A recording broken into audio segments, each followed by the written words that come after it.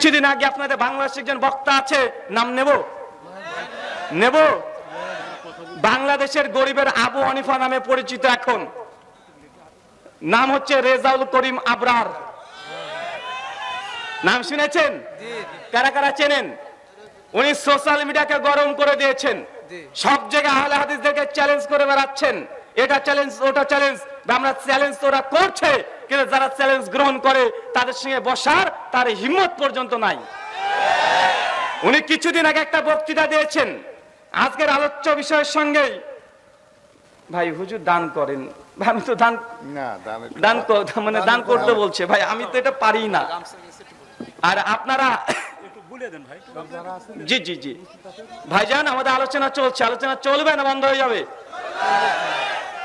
এবছরের কথা বলছি না, সামনে বছর আলোচনা দরকার আছে না নাই? তো সামনে বছর আলোচনা করতে হলে, আলোচক বক্তাদেরকে নিয়ে আসতে হলে, আয়োজন করতে হলে টাকার দরকার আছে না নাই? তো টাকা কি আপনি দেবেন না আমি দেবো? তো টাকা দিচ্ছেন না কেন রে ভাই? টাকা দিচ্ছে না বলে বারবার আমাকে চেষে বলছে টাকা তোলার কথা বলেন। তো আপনাদের যাদের কাছে টাকা আছে, কার কাছে 100 টাকা দিবেন না, তার একবার হাত তোলেন তো ভাই। দেবেন না? আলহামদুলিল্লাহ, একজন দেবে না। আর কে 100 টাকা করে দিবেন না? 100 টাকা কে কে দেবেন না? হাত তোলেন। 2 জন 3 জন 4 জন, আলহামদুলিল্লাহ। 5 জন 7 জন, মানে 7 জন 100 টাকা দেবেন না, বাকি সবাই দেবেন। সবাই দেবেন তো? আলহামদুলিল্লাহ। এই দ্রুত তাড়াতাড়ি 1 মিনিটের মধ্যে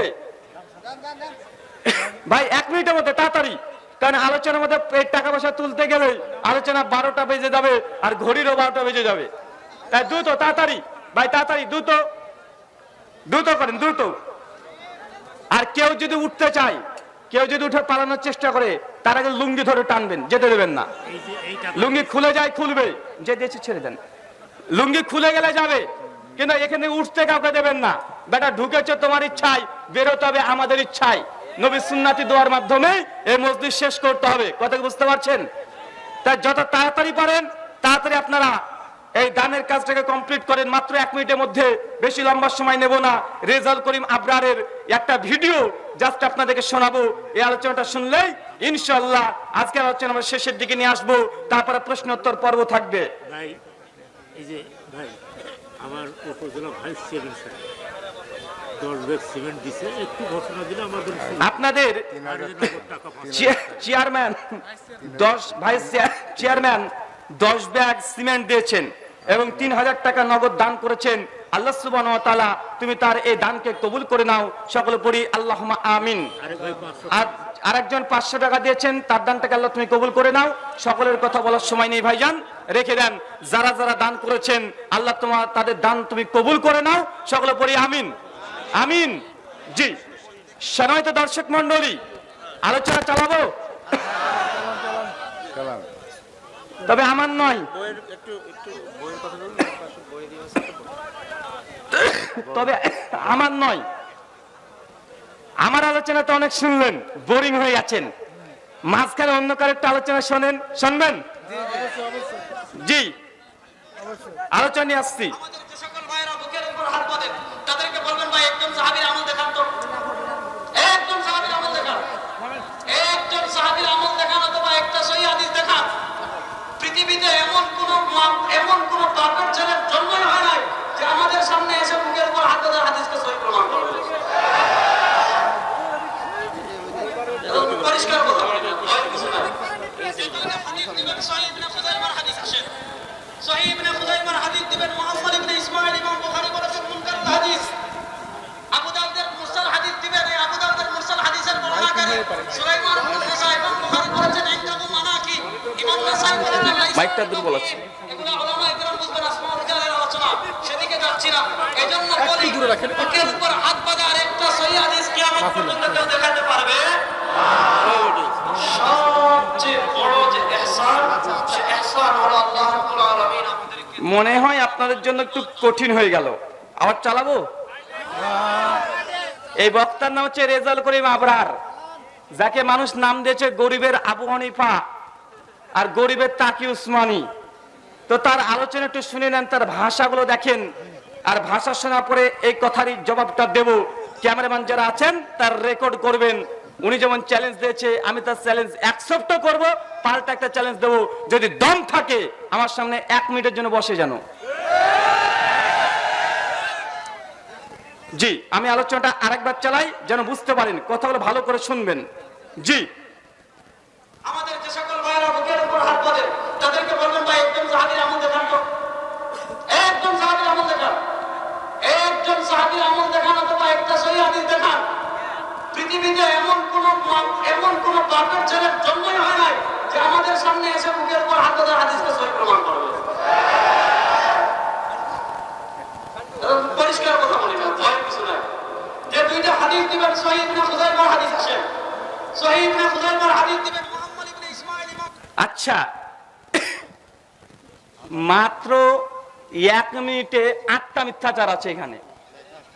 1 মিনিট কথার মধ্যে 8টা চিটিংবাজি কথা আছে।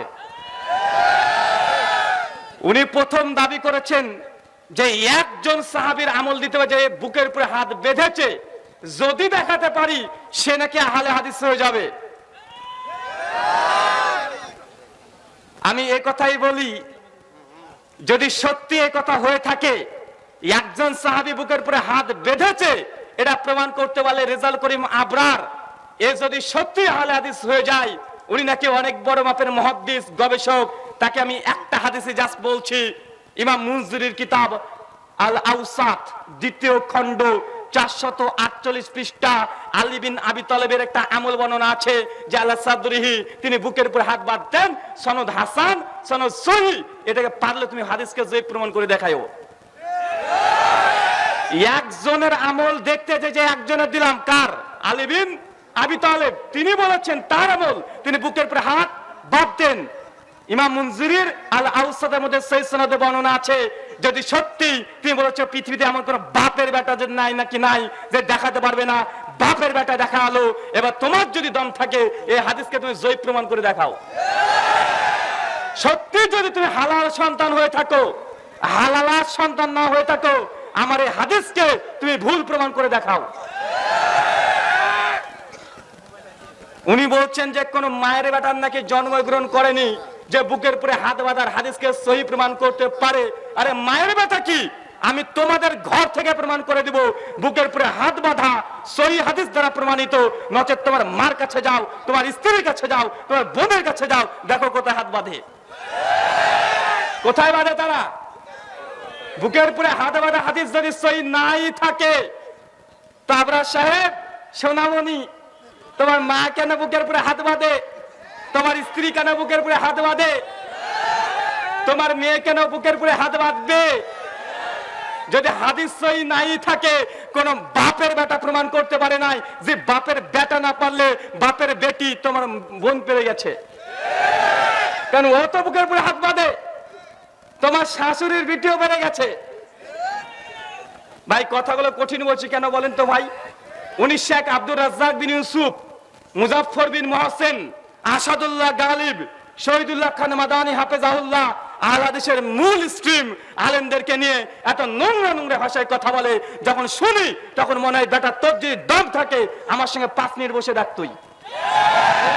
যদি তার বই থেকে তাকে উলঙ্গ করে ছেড়ে দিতে না পারি, আমি মাইকে কোনো মুখি লাগাবো না। ওপেন চ্যালেঞ্জ, যদি দম থাকে, অন্য কিছু নয়, তার বই আছে। এই যেখানে আপনি কিভাবে নামাজ পড়বেন এই বইটা তিনি অনুবাদ করেছেন, সংযোজন করেছেন। আমার বেশি কিছু বইয়ের দরকার নেই। বুকের উপরে হাত বাঁধা সহি অথেন্টিক কোন বইয়ের দরকার নেই, তার বই থেকে দেখাবো। যদি দম থাকে তার বই নিয়ে আমি বসবো, আমার সঙ্গে 5 মিনিট বসে দেখুক, তাকে উলঙ্গ। আহলে হাদিসরা চাপার জোরে কথা বলে না। গোটা বিশ্ব জগতে আহলে হাদিসরা সংখ্যালঘু, তারা সংখ্যায় কম, তারা বুক ফুলে কথা বলে। এই জন্য তার যে দলিল আছে, প্রমাণ আছে, আল্লাহর ওহী আছে, নবীর ওহী গায়ের মাতলু আছে, এর জন্য আমরা কথা বলি। তুমি আমাদের সঙ্গে বসো, একদম দলিল দিয়ে তোমার দাফন করে দেব। বুকের উপরে হাত বাঁধা হাদিস পাও না তুমি, সহিহ হাদিস পাও না। সুনান আবু দাউদ হাদিস নাম্বার 759, তাউসের সূত্রে হাদিস বর্ণনা আছে। তিনি বলছেন রাসূলকে দেখেছেন বাম হাতে পুরো ডান হাত রেখে আলা সাদরিহি, বুকের পুরো আল্লাহর নবী হাত বেঁধেছে। সুনান আবু দাউদের 759 নম্বর হাদিস। যারা আপনারা বাংলা পড়তে পারেন তারাও দেখে নিতে পারেন। ইসলামিক ফাউন্ডেশন থেকে বাংলা আবু দাউদে অনুবাদ করা হয়েছে। বাংলা যদি না দেখতে চান, দারুল উলুম দেওবন্দ থেকে নিয়ে এসে দেখেন, স্পষ্ট হয়ে মজুদ আছে। উনি বলছেন এই হাদিসের একজন রাবি সুলাইমান বিন মুসা, তিনি নাকি জয়ীফ। ওয়াল্লাহি, আল্লাহর কসম, রেজাউল করিম আবরার একবার আমার সামনে বসুক, বুকের উপরে হাত বাঁধা হাদিস নিয়ে একবার বসুক, বেশি দূর যাব না, এই বই থেকে সুলাইমান বিন মুসাকে আমি সহি প্রমাণ করবো ইনশাআল্লাহ, তার বই থেকে। আর আপনারা খুব ভালোভাবে জানেন আমার কাজ হচ্ছে বিতর্ক করা। নাস্তিক নিয়ে আসেন, এখনই নাস্তিকের সঙ্গে বিতর্ক করব, যদি ইসলামকে সত্য প্রমাণ না করতে পারি বক্তৃতা ছেড়ে দেব। আর এটা গর্ব করে অহংকার করে বলছি না, যারা আমার সম্পর্কে জানেন বা আমার নাস্তিকের সঙ্গে বিতর্ক আছে না নাই, কথা বলেন। নাস্তিকের সঙ্গে 20-এর অধিক আমার বিতর্ক আছে। 4-5 বছর আগে যখন নাস্তিকরা ফুলে উঠেছিল, তাদের সঙ্গে বিতর্ক করে আলহামদুলিল্লাহ ইসলামের বিজয় দেখেছেন কি দেখেন নাই?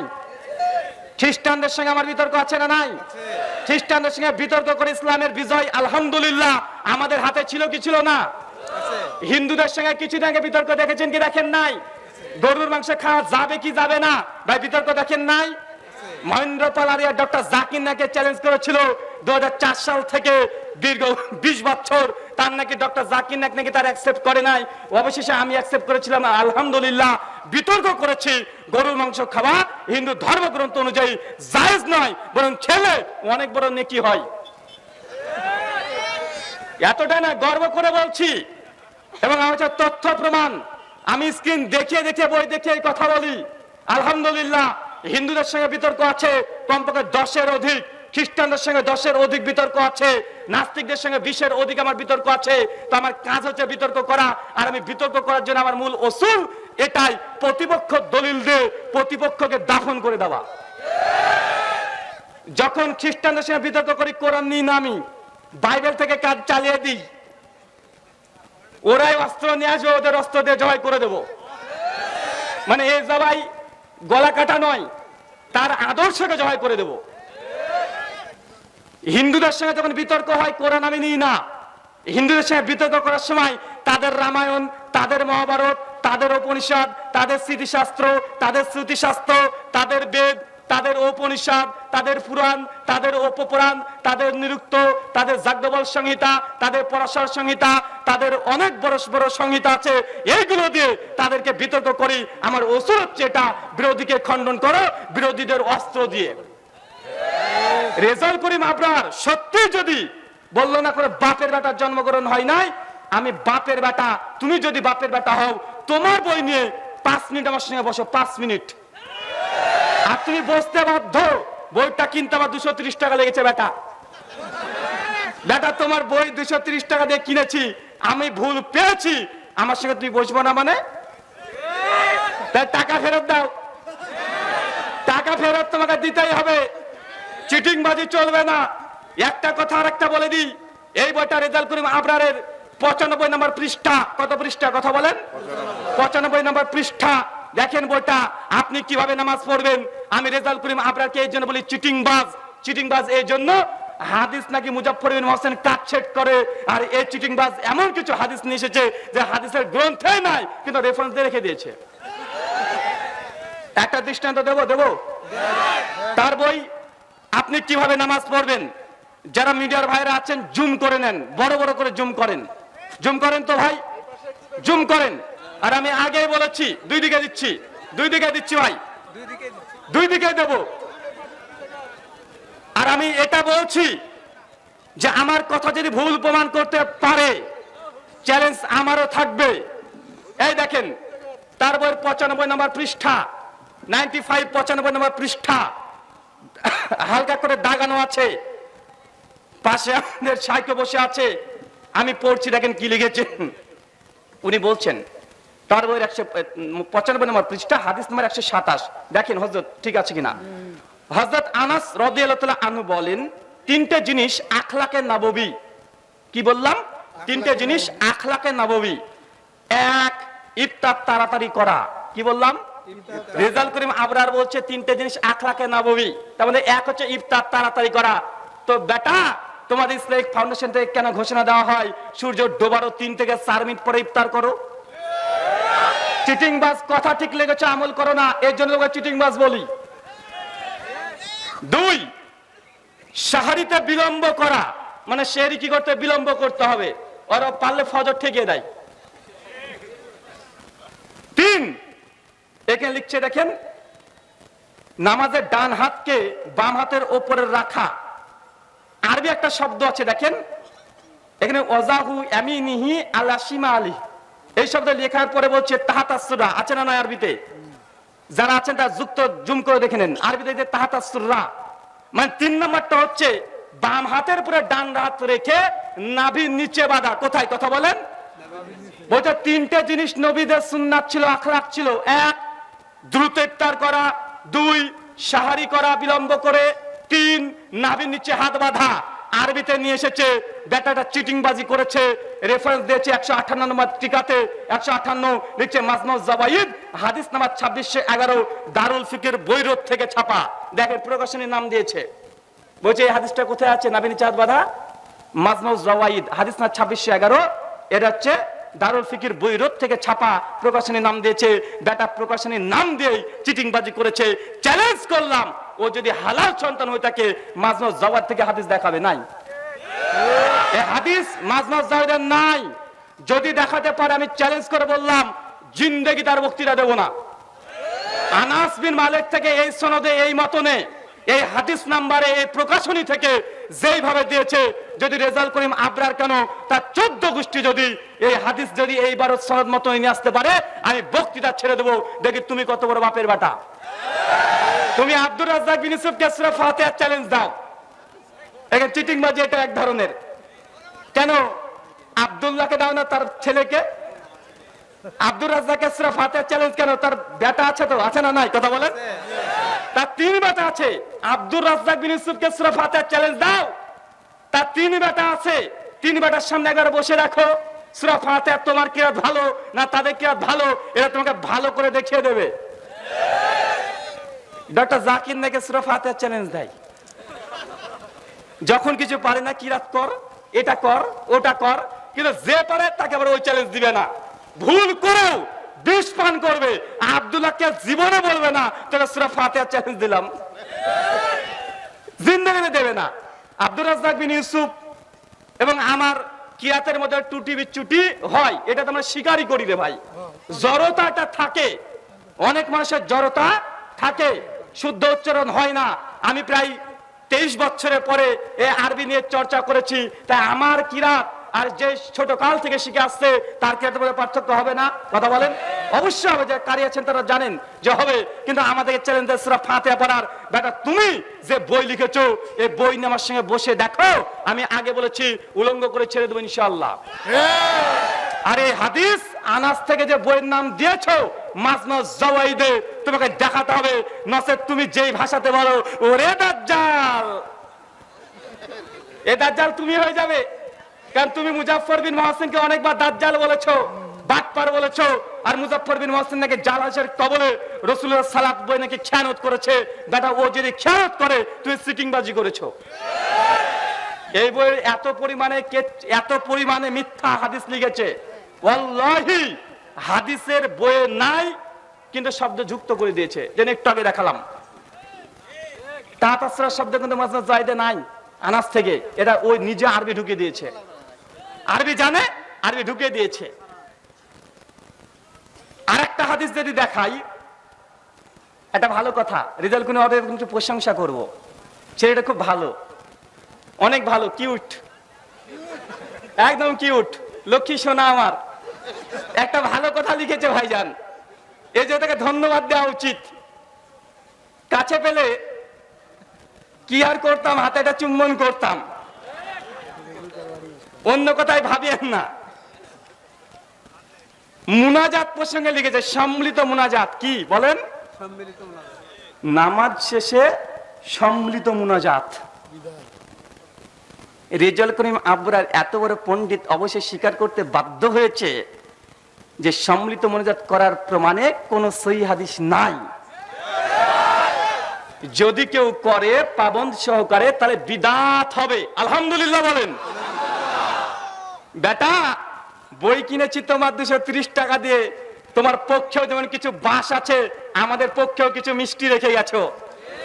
তো তোমার বই কিনেছি, একবার বাস খাবে তুমি আর মিষ্টি খাবো আমি। এই দেখো তুমি বলেছো বিদাত, কি লিখছে দেখেন, বাংলাতে ও লিখেছে ভাই, টাটকা বাংলাতে লিখে গেছে। কি লিখছে দেখেন, নোট, বর্তমান যুগে নামাজের পরে মুনাজাতকে যেভাবে গুরুত্ব দেওয়া হয়, মনে হয় দোয়া যেন নামাজের অংশ। কোন ইমাম দোয়া না করলে তাকে অভিসম্পদ করা হয়, এটা সঠিক নয়। কেননা আহলে ইলমদের কাছে স্বীকৃত মূলনীতি হলো ওয়াজিব নয় এমন জিনিসকে ওয়াজিব বানিয়ে ফেলা অথবা ওয়াজিবের মতো গুরুত্ব দেওয়া বেদাত হওয়ার জন্য যথেষ্ট। কথা এখানে শেষ নয়, পিকচার আবি বাকি হে। এরপরে কি লিখছে দেখেন, যদিও এহতাম ও গুরুত্ব ছাড়া মানুষদেরকে শেখানোর জন্য, পয়েন্ট টু বি নোটেড, মানুষকে শেখানোর জন্য নামাজের পর দোয়া করা হয়, তাহলে সেটা ঠিক আছে। কেন ভাই, কি বললেন? শুধু মানুষদের শেখানোর জন্য কেউ যদি দোয়া করে এটা ঠিক আছে। এরপর কি বলছে দেখেন, এবার উলঙ্গ করছে দেখেন, রাসূল সাল্লাল্লাহু আলাইহি সাল্লাম বিশেষ জায়গায় নামাজের পরে দোয়া করেছেন, যেমনটা হাদিস থেকে জানা গেল। এই জন্য রাসূল করিম সাল্লাল্লাহু আলাইহি সাল্লামের সর্বদা সুন্নাত নয়। উনি বলছেন এটা রাসূলের সর্বদা সুন্নাত নয়। তবে কি আমি গোটাটাই পড়বো, কাটছাট করবো না, তার মতো চিটিংবাজি করবো না, গোটাটাই পড়বো। যদি হতো তাহলে তা মুতাওয়াতির সনদের মাধ্যমে প্রমাণিত হতো। মানে এই কথাটুকু বুঝতে পারলেন যে মুতাওয়াতির কি জিনিস। উনি বলছেন আল্লাহ নবী সত্যি যদি সমৃদ্ধ মুনাজাত করতেন তাহলে মুতাওয়াতির মানে অজস্র সাহাবীরা হাদিস বর্ণনা করত। বুখারী, মুসলিম, আবু দাউদ, তিরমিজি, ইবনে মাজাহ, নাসাই, বাইহাকি, দারামি, দারাকুতনি, মুসনাদ হুমায়দি, মুসনাদ শাফি, মুসনাদ শিরাজ, ইমাম বাগাবী শারুস সুন্নাহ, এতগুলো হাদিসের কিতাবে এগুলো চলে আসতো, কিন্তু নাই। কেন? আল্লাহ নবী এটা কন্টিনিউয়াসলি করেনি, এটা প্রমাণিত সুন্নাত নয়। এরপর তিনি তার উস্তাদ গুরুর কথা নিয়ে আসছেন, তার নাম হচ্ছে আল্লামা ইউসুফ বান্নুরি রহিমাহুল্লাহ, পাকিস্তানের দেওবন্দীদের বিখ্যাত আলেম। তার ফতোয়া এসেছে মারিফুস সুনান 3য় খণ্ড 409 পৃষ্ঠা থেকে। তিনি সিদ্ধান্ত দিচ্ছেন, দেখেন সম্মিলিত মুনাজাত বিদআত না সুন্নাত। তিনি এখানে ফতোয়া নিয়ে এসেছেন, দেখছেন কি বলছেন। অনেক শহরে ফরজ নামাজের পর হাত তুলে দোয়া করার প্রচলন হয়ে গেছে, রাসূলের যুগে এটা প্রমাণিত নয়। দেখেন, রাসূলের যুগে এটা প্রমাণিত নয়। ফরজ নামাজের শেষে সম্মিলিত মুনাজাত রাসূলের যুগে প্রমাণিত নয়। আমার কথা না, আবরারের কথা। শুধু আবরার নাই, আবরারের দাদা উস্তাদ, তার কথা ইউসুফ বান্নুরি, হানাফি দেওবন্দীদের বড় বিখ্যাত পাকিস্তানের আলেম। তিনি বলছেন আল্লাহর নবী থেকে ফরজ নামাজের শেষে সম্মিলিত মুনাজাত প্রমাণিত নেই। তাই হানাফি, দেওবন্দি আর বেরলভী যারা এখন মুনাজাতের পক্ষে দলিল দিচ্ছে, তুমি কোথাকার হনু? তুমি কে? তোমার দাদা উস্তাদ বলছে নাই, প্রমাণ নাই। তুমি যদি দলিল দাও, জানতে হাদিসগুলো জাল।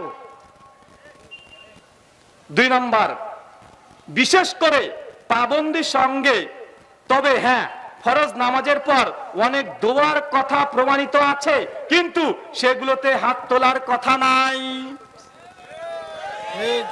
শেষ কথা, তার বই শেষ কথা মুনাজাত প্রসঙ্গে বলতে ফরজ নামাজের শেষে অনেক দোয়ার কথা আছে, তবে হাত তোলার কথা নয়।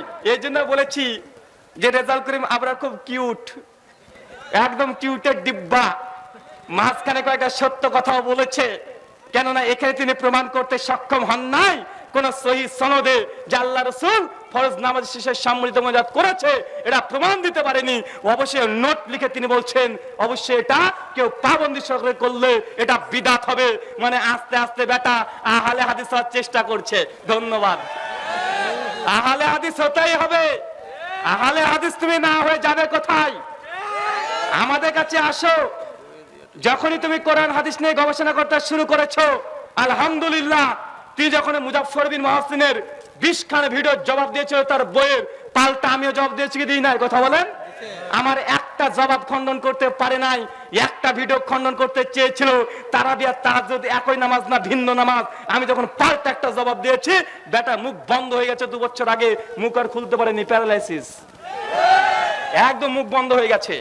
আর এই কথা আমি এমনি বলি না, আর আমি কাউকে রাগানোর উদ্দেশ্যে বলি না। তুমি যেই ঢঙে কথা বলেছো না, কোনো বাপের বেটা নাই। বাপের বেটা হলে তুমি একবার বসে তোমার বইটাকে নিয়ে।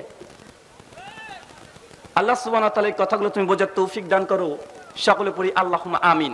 সম্মানিত দর্শক মণ্ডলী, বিশেষ দ্রষ্টব্য, এবছরে আমার বিশেষ কিছু বই বের হয়েছে। অনেকে ফোন করেন, ভাই বই কোথায় পাবো? ভাই বই ইন্ডিয়াতে ছাপানো হয় না, বইগুলো সবগুলো নিয়ে আসা হয়েছে। বাদিকে আছে না, যে বাদিকে বাম পাশে আছে। আর যে বইগুলো আছে, বইগুলো প্রত্যেকটা ইনশাআল্লাহ রেফারেন্স ভিত্তিক। এবছরের সবচেয়ে চমৎকার, যেটা আমার কাছে সবচেয়ে ভালো লেগেছে যে বইটা, এবং আমি অনেক সাধনা করে বইটা লিখেছি, বইটার নাম ইসলাম আদর্শ না কলঙ্ক। কি বললাম? ইসলাম আদর্শ না কলঙ্ক। আমাদের ইন্ডিয়ার আসামের একজন ব্যক্তি হিন্দু, সত্যরঞ্জন বড়া, তিনি ইসলামের বিরুদ্ধে একটি বই লিখেছিলেন, ইসলামের কলঙ্কিত কথা। এই বইটার জবাবে আমার বই লেখা। আলহামদুলিল্লাহ, প্রায় 300 পৃষ্ঠার বই। হিন্দুদের 349টা বইয়ের দলিল দিয়ে বইটা রচনা করা হয়েছে। অনেক হিন্দু পণ্ডিত জানেও না, তাদের এগুলো শাস্ত্র নাম জানে না অনেকে আছে। ইনশাল্লাহ পড়লে বুঝতে পারবেন। আরেকটা বই আছে, হাত কোথায় বাঁধবেন। এই বইটা আছে 330 পৃষ্ঠা, শুধু হাত বুকের উপরে বাঁধতে হবে এই মর্মে লেখা। আলহামদুলিল্লাহ 330 পৃষ্ঠা, প্রায় 1000-এর ওপরে রেফারেন্স দেওয়া আছে। আর একটা নতুন বই এসেছে, মহিলাদের মসজিদ গমন, এটা কি মাকরু না জায়েজ। আর একটা বই লেখা আছে, ফিতরা টাকা দিয়ে হবে না খাদ্যদ্রব্য দিয়ে হবে। মানে আমার বইগুলো সব ইখতিলাফি মাসালার উপরে। এবং যারা বাহাস মুনাজারা করতে পছন্দ করেন, যুক্তি খণ্ডন করতে পছন্দ করেন, তারা ইলম আছেন এবং আলেম আছেন, তাদের জন্য ইনশাআল্লাহ এই বইগুলো একটা ইলমের ভান্ডার হিসেবে কাজ করবে। বিশেষ করে যারা প্রতিবাদমূলক আপনারা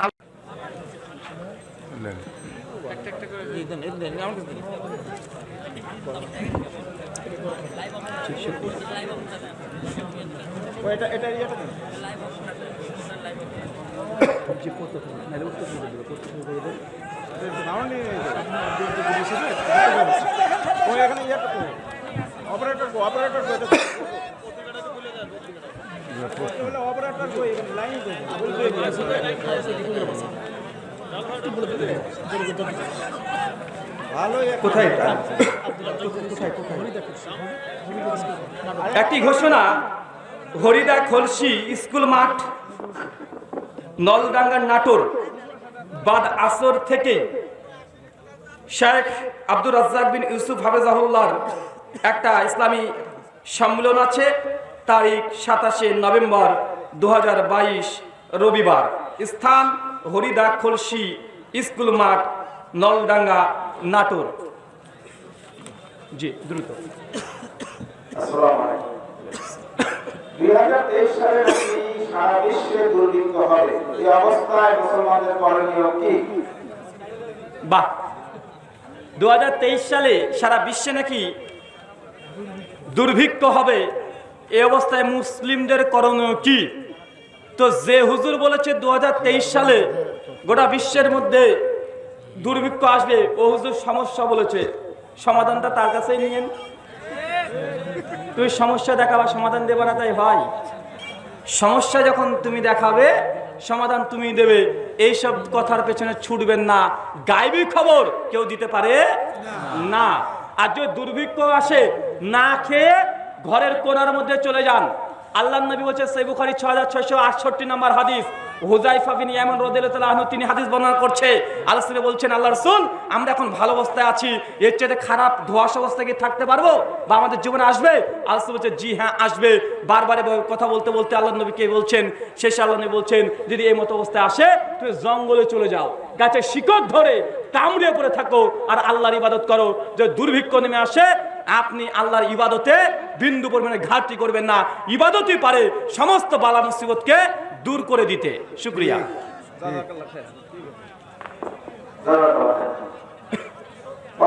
আবু তোহা আদনান কি খারেজি, তার আকীদা সম্পর্কে জানতে চাই।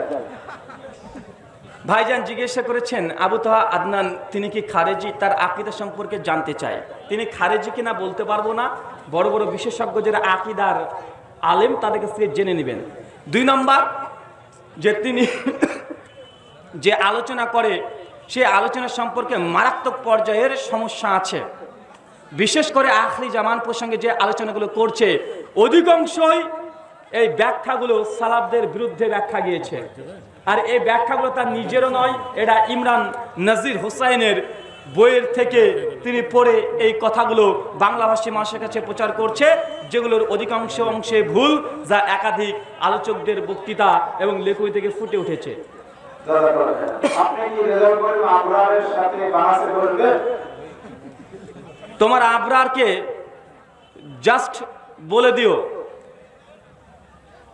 যদি বুকে দম থাকে আমার সঙ্গে 5 মিনিট জোরে সময় দেয়, অন্য কিছু নয়, তার বইটা নিয়েই। আগে বলেছি, আজ যদি বসতে চাই দিন রাত 24 ঘন্টা ওপেন উন্মুক্ত, আমি বসতে রাজি আছি। শুধু রেজাল করিম আবরার নয়, তাদের দেওবন্দি আকীদার যত আলেম আছে সবগুলোকে নিয়ে আসেন। আহলে হাদিসের একটা মাসালা রাখেন, আমি একাই থাকবো, গোটা দেওবন্দকে ভারত থেকে তুলে নিয়ে আসেন, তাও আমার কোনো সমস্যা নাই। এটা গর্ব করে বলি না, যেদিন থেকে আলোচনা ফিল্ডে নেমেছি সেই দিন থেকে বলছি। একবার তুমি ভুল করে বসে দেখো না, আর উনি জানেন যে ভুল, এই ভুলটা তিনি করবেন না। আল্লাহ সুবহানাহু ওয়া তাআলা তাকে তুমি হেদায়েত দান করো, সকলে বলি আল্লাহুম্মা আমিন। আপনি বলেন হিন্দু বলে কোনো ধর্ম নাই, তাহলে কাবা ঘরে মূর্তি পূজা কিভাবে আসলো, যা ইব্রাহিম আলাইহিস সালাম ভেঙেছিল? ভাইজান প্রশ্ন করেছেন। ভাই আলোচনা কি শেষ করে দেব? এই যে মাছ থেকে উঠছে ভাই, আপনার যদি আলোচনা শেষ করতে বলেন রাত্রি 12টা বেজে গেছে, আমার গলারও 12টা বেজে গেছে, তাই আপনার যদি না চান আমরা এখনই ওয়ামা আলাইনা পড়ে ছেড়ে দেবো। ছাড়বো? ভাইজান প্রশ্ন করেছেন হিন্দু বলে কোনো ধর্ম নেই, তবে নবী ইব্রাহিমের জামানাতে যেসব মূর্তি পূজা ছিল তারা কোন ধর্মের অনুসারী ছিল? ভাই হিন্দু এটা কোনো ধর্মের নাম নয়, হিন্দু একটা স্থানের নাম। যারা সিন্ধু নদের অববাহিকায় বাস করে তাদেরকে বলা হয় হিন্দু। এনসাইক্লোপিডিয়া ব্রিটানিকা ভলিউম 6 পৃষ্ঠা নাম্বার 699 এবং পণ্ডিত জওহরলাল নেহরুর দ্য ডিসকভারি অফ ইন্ডিয়া পৃষ্ঠা নাম্বার 74 এবং 75 পৃষ্ঠায় তিনি এই কথা লিখেছেন। হিন্দু কোনো ধর্মের নাম নয়, যারা সিন্ধু নদের অববাহিকায় বাস করে তারাই হচ্ছে হিন্দু। মানে আমরা যারা ভারত, বাংলাদেশ, পাকিস্তানে বাস করি তারা ভৌগোলিক সংজ্ঞার দিক থেকে সবাই হিন্দু। কথা বুঝতে পারলেন না ভাইজান? তারা সবাই হিন্দু। যেন একজন আমেরিকায় থাকে তাকে কি বলেন? আমেরিকান। যে ভারতে থাকে তাকে ভারতীয় বলেন, যে বাংলাদেশে থাকে তাকে বাংলাদেশি বলে, আর যে হিন্দুস্তানে থাকে তাকে হিন্দুই বলে। মানে এটা একটা ভৌগোলিক সংজ্ঞা। হিন্দু এটা ধর্মের নাম নয়, মূল ধর্মের নাম হচ্ছে সনাতন ধর্ম। কি বললাম? সনাতন ধর্ম। তো ভারতবর্ষ কেন্দ্রিক ধর্মটা গড়ে উঠেছে। আর আরবে যে প্যাগানিজম মূর্তি পূজারী ছিল তারা কেউ হিন্দু ছিল না। হিন্দুটা একটা স্থান কেন্দ্রিক। ধর্ম মূলত 3টা: এক ঈশ্বরবাদ, 2 বৈশ্বরবাদ, 3 ঈশ্বরবাদ, আর 4 প্যাগানিজম মূর্তি পূজারী। কয়টা? 3টে হচ্ছে ধর্ম আর একটা হচ্ছে প্যাগানিজম, যেটাকে মূর্তি পূজারী বলা হয়। কোরআনের ভাষায় তারা মুশরিক। কথা কি বুঝতে পারছেন? ধর্মের কোয়ালিটি 4টেই হয়, এর বেশি নয়। এ বিষয়ে ডিটেল জানার জন্য আমার বই আছে ইসলাম আদর্শ না কলঙ্ক, অভিযোগ নাম্বার 9, হিন্দু ধর্মের তত্ত্ব এবং তার নথিপত্র। এর উপরে একটা 15 পৃষ্ঠা আর্টিকেল লেখা আছে, হিন্দু ধর্মটা কিভাবে আবিষ্কার হলো, ডিটেল আলোচনা করা আছে, বইটা থেকে পড়ে নিতে পারেন। মুসলিমদের মধ্যে 72 দল হবে, তার মধ্যে একটি দল জান্নাতে যাবে, তাহলে আহলে হাদিসের মধ্যে এত দল কেন? ভাইজান প্রশ্ন করেছেন মুসলমানদের মধ্যে 73টা দল হবে, 72টা যাবে জাহান্নামে, একটা দল যাবে জান্নাতে, তাহলে আহলে হাদিসদের মধ্যে একটা দল কেন? আসলে এই হাদিসটা আছে সুনানে আবু দাউদ কিতাবুস সুন্নাহ হাদিস নাম্বার 4597 এবং সুনান তিরমিজি কিতাবুল ফিতান হাদিস নাম্বার 2676, মুস্তাদরাক আল হাকিম হাদিস নাম্বার 444, মিশকাত হাদিস নাম্বার 171, সনদ হাসান। আল্লাহ নবী কথা বলেছেন কুল্লুম ফিন্নার, সবাই যাবে জাহান্নামে ইল্লা মিল্লাতুন ওয়াহিদা, একটা দল যাবে জান্নাতে। আর আহলে হাদিসটা একটা দল কেন ভাই? আপনি বুঝেনই না কোনটা ফিরকার কোনটা দল। ফিরকা তখনই হয় যখন আকীদার কারণে মূল জামাত থেকে ছিটকিয়ে পড়ে। কি বললাম কথা বুঝতে পারছেন? মাসালার কারণে কোনো দল তৈরি হয় না। আপনি বলছেন এটা দল, এটা দল না, এটা সংগঠন। কি বললাম? যেমন আপনাকে উদাহরণ দিলে বুঝতে পারবেন, আহলে হাদিস আন্দোলন বাংলাদেশ, এর মধ্যে কয়টা দল আছে আপনি জানেন? একটা আছে আহলে হাদিস আন্দোলন বাংলাদেশ, মূল একটা সংগঠন। তার শাখা সংগঠন কি? আহলে হাদিস যুব সংঘ, আহলে হাদিস সোনামণি, আহলে হাদিস নারী, আর কি কি আছে না নাই কথা বলেন? তো একটা সংগঠনের মধ্যে 5টা শাখা আছে না নাই?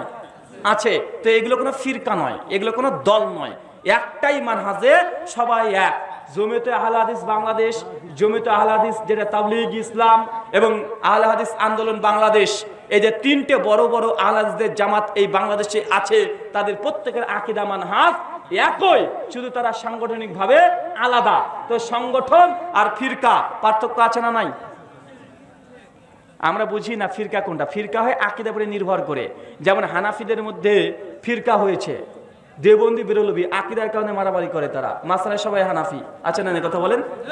ইনায়তুল্লাহ আব্বাসী আলাউদ্দিন জিয়াদিকে কাফের ফতোয়া দেয়, মানে প্রস্রাব গুকে ফতোয়া দিচ্ছে। কথা বুঝাতে পারিনি। আমি মনে করি দুটোই অচল পয়সার এ পৃষ্ঠা ও পৃষ্ঠা দুটোই সমান, দুজনই হানাফি, কিন্তু আকীদাগত মত পার্থক্য আছে না নাই? কথা বলেন। তা হানাফি মাযহাব বিভক্ত হয়েছে এবং ফিরকা তৈরি হয়ে গেছে। কেন? কারণ তাদের যে বিভক্তি, এটা কিসের উপরে? মাসালা না আকীদা? আকীদার উপরে। দেওবন্দি বেরলভীদের যত আছে সব আকীদার উপরে নির্ভর। তো এগুলো ফিরকা হতে পারে, আহলে হাদিসদের ফিরকা হয়নি, আলহামদুলিল্লাহ, কখনো হবেও না ইনশাআল্লাহ। শবে বরাত পালন করা যাবে কি না? শবে বরাত পালন করা যাবে কি যাবে না? ভাই, শবে বরাত প্রসঙ্গে কোনো হাদিস সহি নয়। বলতে পারেন রেজাল করিম আবরার বলেছে এবং বিতর্ক হয়েছিল, শবে বরাতের হাদিস কিছু সহি দেখিয়েছে। তো আমরা বারবার বলেছি শবে বরাতের যে হাদিসগুলো আছে আমল করতে হবে, একটা হাদিসও সহি নয়। রেজাল করিম আবরার কেন তার গোটা দেওবন্দি জামাতকে নিয়ে বসে একটা হাদিস শবে বরাত প্রসঙ্গে দেখাবে যেখানে আল্লাহ নবী এক রাকাত হলো নামাজ পড়তে বলেছে? দেখাক। আমার চ্যালেঞ্জ থাকলো, শবে বরাতের রাত্রিতে কোনো ইবাদত করতে হবে, আমল করতে হবে, একটা হাদিস সহি তো দূরের কথা, জৈব খুঁজে পাওয়া মুশকিল আছে। একটা হাদিস আছে শুধু 100 রাকাত নামাজ পড়া, ইবনে মাজার। এই হাদিস মওযু জাল।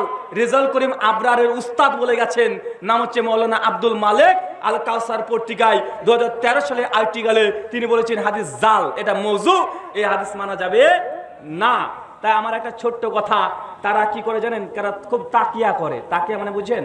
মানে মানুষকে খুলে খুলে কথাগুলো বলতে চায় না। বলে আলবানি হাদিসকে তো সহি বলেছে, বাট আলবানি সহি বলে তাকি উসমানী জয়ীফ বলে গেছে। যে আলবানির কাছে যাচ্ছে কেন? তাকি উসমানী হাদিসকে জয়ীফ বলেছে, দারসে তিরমিজির মধ্যে আছে। ইমাম ইবনু আরাবি শবে বরাতের সব হাদিসকে জয়ীফ এবং জাল বলে গেছে। মাওলানা আব্দুল মালেক সুনান ইবনু মাজার শবে বরাতের রাত্রিতে ইবাদত আমল করার যে বর্ণনা এসেছে সবগুলোকে জয়ীফ এবং জাল বলেছে। তা তুই শবে বরাত পালন করবে কিভাবে? আমলই তো নেই, ইবাদত নেই। এই জন্য এটাকে আমরা বিদাত বলি, কেন আমল প্রমাণিত নয়। যদি কারো ক্ষমতা থাকে এর আমল যেন দেখিয়ে দেয় আমাদেরকে যে এই হাদিস সহি, যেটা আমল করা যাবে, এমন কোন আমল প্রমাণিত নয়। যারা প্রিয় ব্রাদার হোসেনের নতুন বই নিচ্ছে তারা বিষয়ের দাম পাশে আছে এবং সংগ্রহ করতে পারে। পরবর্তী প্রশ্ন, কাদিয়ানি কারা? কাদিয়ান কারা? কাদিয়ানি কারা? ভারতবর্ষের উত্তরপ্রদেশে একটা জায়গার নাম হচ্ছে কাদিয়ান। ওইখানে গোলাম মির্জা আহমদ বলে একজন ভণ্ড প্রতারক দাজ্জাল, যে নিজেকে নবী দাবি করেছিলেন, এই তার স্থান অনুসারে তাকে কাদিয়ানি বলা হয়। এ হচ্ছে নিজেকে নবী দাবি করেছে। কি দাবি করেছে? নবী দাবি করেছে। মুসলিম উম্মার ইজমা দ্বারা প্রমাণিত গোলাম মির্জা আহমেদ কাদিয়ানি, সেও কাফের, তার অনুসারীরাও কাফের। এক কথায় কথা শেষ। জি, আমি কোরআন ও সহিহ হাদিস মেনে চলার চেষ্টা করি, কিন্তু আহলে হাদিস হিসেবে নিজেকে পরিচয় দেয় না, তাহলে আমি কি জাহান্নামে যাব? ভাইজান প্রশ্ন করেছেন যে আপনি কোরআন এবং হাদিস মেনে চলেন, তবে আপনি নিজেকে আহলে হাদিস বলে পরিচয় দেন না, আপনার বিধান কি হবে? বা আপনি কোরআন মানলেই ইনশাল্লাহ আপনি জান্নাতে যাবেন, আল্লাহর রহমত যদি হয় যাবেন। নাম নেওয়াতে 5 পয়সা যায় আসে না। আপনি নিজেকে মুসলিম দাবি করবেন, মদও খাবেন, তো এই নামে কোনো যায় আসে নাকি রে বেটা? আপনাদেরকে আছে না অনেকে মুসলিম দাবি করে মদ খাই, মুসলিম দাবি করছে বিড়ি টানছে, মুসলিম দাবি করছে 5 ওয়াক্ত নামাজের 1 ওয়াক্ত নামাজ পড়ে না। তাই নাম দিয়ে কোনো কাজ নাই। আমরা আহলে হাদিস শব্দটা ব্যবহার করি আমাদের বাহ্যিক মানহাজ বোঝানোর জন্য। এখানে ঘরের মধ্যে সাপ আছে, কিছু কিছু নতুন যুবক আছে যারা বলে আহলে হাদিস পরিচয় দেওয়া যাবে না, বলতে হবে মুসলিম। আছে না নাই? কথা বলেন। আচ্ছা, কে আছেন? কেউ কি এরকম মনে করেন যে আহলে হাদিস পরিচয় দেওয়া জায়েজ নয়, মুসলিমই বলতে হবে? কেউ আছেন? থাকলে একটু হাত তোলেন তো ভাই। কেউ আছেন? মানে আহলে হাদিস পরিচয় দেওয়া যাবে না, মুসলিম বলতে হবে। কেউ আছেন থাকলে একটু হাত তোলেন। আরে মারবো না রে ভাই, কেউ নাই? মাশাআল্লাহ, এই ফিতনা তাহলে আসেনি, ভালোই, মানে করোনা ভাইরাসের দিকে নাই, এটাও ভালো। যারা বলে যে আমরা মুসলিম আহলে হাদিস নয় ভাই, তাদের এই কথা সঠিক নয় ভাই। আপনি দাঁড়ান তো ক্যামেরাম্যান, ক্যামেরাম্যানের দিকে ক্যামেরা করেন, আজ ক্যামেরাম্যান আর হচ্ছে, দাঁড়ান। আপনার ক্যামেরা আছে তো? কোন টিভি নাম? জি, ইসলামিক টিভি। কি আগে বললেন? তাসকিন, তাসকিন ইসলামিক টিভির ভাইয়ের মিডিয়া ম্যান ইনি। ভাই আপনার নাম কি? আমান, মাশাআল্লাহ। তো ভাই আল্লাহ আপনার নাম কোরআনে কি রেখেছিল? জি, মিডিয়া ম্যানকে ফাঁসিয়ে দিলাম শেষ পর্যন্ত, সবাইকে ভাইরাল করে আজকে ওকে ভাইরাল করব। ওনার নাম তাসকিন। আমাদের মুসলমান ভাইরা বলছে দেখেন আল্লাহ কোরআনে আমাদের নাম রেখেছে মুসলিম, কেন আমরা আহলে হাদিস দাবি করব? তো আল্লাহ কোরআনে ওনার নাম কি রেখেছে? মুসলিম। তো ওনার নাম তাসকিন, যে কে রেখেছে তাসকিনটা? আব্বা রেখেছে। তো আব্বা রাখলো তাসকিন আর আল্লাহ রাখলো মুসলিম। তো আমি যখন পরিচয় জিজ্ঞাসা করলাম, আল্লাহর পরিচয় না দিয়ে বাপের দেওয়া পরিচয় দিল কেন? তার মানে বোঝা গেল যে মুসলিম নাম আল্লাহর দেওয়া, বাপের দেওয়া নাম হচ্ছে একটা আছে। তো বাপের নাম দিয়ে পরিচয় দিচ্ছি কেন? মানুষকে বোঝানোর জন্য। আল্লাহ আমাদের নাম রেখেছে মুসলিম, আমাদের মানহাজ পরিষ্কার করার জন্য। আমরা বলে দিই আমরা মানহাজে আহলুল হাদিস তথা সালাফি, এটা আমাদের মানহাজ, এটা আমাদের বৈশিষ্ট্য, এটা গুণ। যেন কোরআন একটা, কোরআন নাম অসংখ্য। কোরআনের নাম ফুরকান, কোরআনের নাম হাকিম। আল্লাহ একজন, আল্লাহর গুণবাচক নাম অনেকগুলো। আর রহমান, আর রাহিম, আল কারিম। নবী একজন মুহাম্মদ রাসূলুল্লাহ, তার নাম অনেকগুলো। আল মাহি, আল আকিব, মুহাম্মদ, আহম্মদ, আছে না নাই? তার মানে ভালো জিনিসের গুণাবলীর নাম থাকে, সিফাত বৈশিষ্ট্য থাকে। তো আমাদের হচ্ছে মুসলিম, আমাদের বৈশিষ্ট্য গুণ হচ্ছে আহলুল হাদিস। এটা খারাপ কিছু নয়। শুকরিয়া। বুকে হাত বাঁধা হাদিস কি মুরসাল? কথাটা কি সত্য? বুকের উপরে হাত বাঁধার হাদিস কি মুরসাল? বুকের উপরে হাত বাঁধার একটা হাদিস মুরসাল, যেটা সুনানে আবু দাউদ, হাদিস নাম্বার 759। কত বললাম? 759। এখানে তাউস রহিমাহুল্লাহ, তিনি একজন তাবেঈ। তিনি হাদিস বর্ণনা করছেন নবীর সূত্রে, যে আমি নবীকে দেখেছি তিনি বাম হাতের উপরে ডান হাত রেখে আলা সাদরিহি, তিনি বুকের উপরে বাঁধলেন। এখন তাউসের সঙ্গে নবীর সাক্ষাৎ প্রমাণিত নয়, এই জন্য এই হাদিসের মধ্যে ইরসাল হয়েছে, ইনকেতা হয়েছে, বিচ্ছিন্ন হয়ে গেছে। এই জন্য এটাকে বলা হয় মুরসাল। কথা কেমন বুঝতে পারছেন? মুরসাল হাদিস মানে জয়ীফ নয়। মুরসাল হাদিসের সঙ্গে যদি একটা মুসনাদ থাকে বা অন্য কোন সনদে যদি সেটা মুত্তাসিল প্রমাণিত হয়ে যায়, তাহলে এই হাদিসটা সহি বলে বিবেচিত হয়। রেজাউল করিম আবরার, তিনি বুকের উপরে হাত বাঁধা হাদিসের উপরে অভিযোগ করতে গিয়ে, তার একটা ভিডিও চালাচ্ছি যে তিনি বুকের উপরে হাত বাঁধা হাদিসকে জয়ীফ প্রমাণ করতে গিয়ে দুটো অভিযোগ করেছে। আলোচনা করব, তার আলোচনাটা চালিয়ে দিই আগে। আচ্ছা মিডিয়া ম্যান দেখতে থাকেন। সামনে এসে বুকের উপর হাত বাঁধা হাদিসকে সহি প্রমাণ করবে। পরিষ্কার কথা বলি না, ভয় কিছু নাই। যে দুইটা হাদিস দিবেন, সহিহ ইবনে খুযাইমার হাদিস আছে, সহিহ ইবনে খুযাইমার হাদিস দিবেন মুহাম্মদ ইবনে ইসমাঈল, ইমাম বুখারী বলেছেন মুনকারুল হাদিস। আবু দাউদের মুরসাল হাদিস দিবেন, এই আবু দাউদের মুরসাল হাদিসের বর্ণনাকারী সুলাইমান ইবনে মুসা, ইমাম বুখারী বলেছেন ইনদাহু মানাকিব, ইমাম নাসাই বলেছেন লাইসা বিকাবির। এগুলো উলামা ইকরাম বুঝবেন, আসমা রিজালের আলোচনা, সেদিকে যাচ্ছি না। এজন্য বলি বুকের উপর হাত বাঁধা একটা সহিহ হাদিস কিয়ামত পর্যন্ত কেউ দেখাতে পারবে না। উনি যে কথাটা বললেন বুকের উপরে হাত বাঁধার হাদিস কিয়ামত পর্যন্ত কেউ দেখাতে পারবে না, আমিও চ্যালেঞ্জ করলাম নাভির নিচে হাত বাঁধা একটাও সহিহ তো দূরের কথা, হাসান হাদিস রেজাউল করিম আবরার কেন তার 14 গোষ্ঠী খুঁজলেও পাবে না। ইসমাইল বিন ইসমাইল, তিনি হচ্ছেন মুনকারুল হাদিস। কে বলেছে? ইমাম বুখারী রাহিমাহুল্লাহ বলেছেন রেজাউল করিম আবরার এখানে সিটিং বাজি করেছে। ও যদি মায়ের দুধ খেয়ে যদি এত বড় হয়ে থাকে, ইমাম বুখারীর নিজস্ব গ্রন্থ তারিখুল কাবির আছে, যারা তাদিলের কিতাব তারিকুল কাবির আছে, মুআম্মাল বিন ইসমাইলকে নিয়ে এসেছে রাবি নাম্বার 2107-এ। ওকে চ্যালেঞ্জ করলাম, ইমাম বুখারীর নিজ হস্তে লেখা কোন কিতাব থেকে মুআম্মাল বিন ইসমাইলকে মুনকারুল হাদিস বলেছে, এটা প্রমাণ করতে পারলে আমি মেনে নিব এবং আমি নাবিনী চাট বাদ শুরু করব। কথা আমার বুঝতে পারছেন? আল্লাহি, আল্লাহর কসম, রেজাল্ট কোনো আপনার এখানে চিটিংবাজি করেছে। ইমাম বুখারী মুনকারুল হাদিস বলে নাই, ইমাম বুখারী বলে নাই, ইমাম বুখারী সুকুত থেকেছে। 2, মুআম্মাল বিন ইসমাইলকে স্বয়ং রেজাল্ট করিম আবরার তার বই হাসান বলেছে, তার এই বইয়ে। এই দলিলগুলো এখন দিচ্ছি না, বেটা কোনোদিন বসলে তাকে জব্দ করব এই জন্য ছেড়ে দিচ্ছি, কারণ সে সতর্ক হয়ে যাবে। মানে ওকে যেদিন ধরবো সেদিন বেটাকে দেখাবো তার বইয়ে 4টে হাদিস এসেছে মুআম্মাল বিন ইসমাইলের হাদিস, এবং সবগুলো তো হুকুম লাগিয়েছে হাসান সহি। কথা কি বুঝতে পারছেন? 2, উনি বললেন সুনান আবু দাউদের যে হাদিস, তাউসের সূত্রে হাদিসের একজন রাবি আছে সুলাইমান বিন মুসা, শুনেন নাই ভাই একটু আগে? তিনি কি বললেন?